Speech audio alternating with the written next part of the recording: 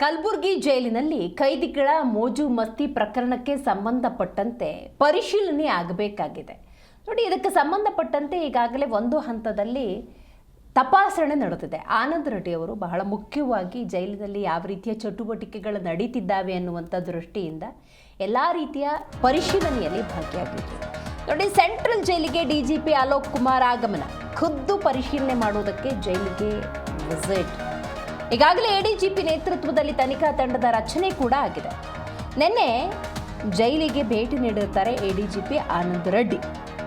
ಇದೀಗ ಖುದ್ದು ಪರಿಶೀಲನೆಗೆ ಈ ವಿಸಿಟ್ ಏನಿದೆ ಇದು ಎಷ್ಟರ ಮಟ್ಟಿಗೆ ಪ್ರಮುಖ ಪಾತ್ರವನ್ನು ವಹಿಸುತ್ತೆ ಅನ್ನೋ ನೋಡಬೇಕು. ಯಾಕಂದರೆ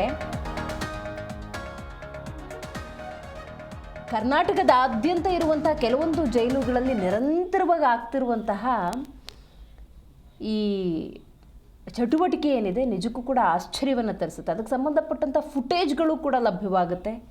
ಈ ನಿಟ್ಟಿನಲ್ಲಿ ಜಿ ಕನ್ನಡ ನ್ಯೂಸ್ ನಿರಂತರವಾಗಿ ವರದಿಯನ್ನು ಪ್ರಸಾರ ಮಾಡಿದೆ. ಜೈಲುಗಳು ಅಂದರೆ ಅದು ಮಾಡಿದ ತಪ್ಪಿಗೆ ಶಿಕ್ಷೆ ಮತ್ತು ಮನಪರಿವರ್ತನೆಯ ತಾಣಗಳಾಗಿರಬೇಕು.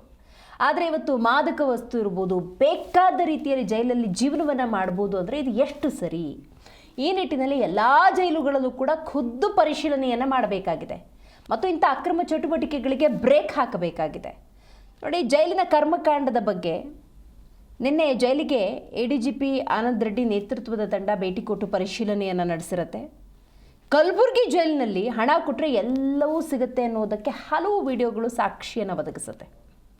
ಅಲ್ಲದೆ ಜೈಲಿನಲ್ಲಿ VIP ಸೌಲಭ್ಯ, ಇದಕ್ಕೆ ಸಂಬಂಧಪಟ್ಟಂತೆ ಒಂದು ಪ್ರಕರಣದಲ್ಲಿ ಸುಪ್ರೀಂವರೆಗೂ ಕೂಡ ಹೋಗಿ ಬಂದಿದ್ದಾಗಿದೆ.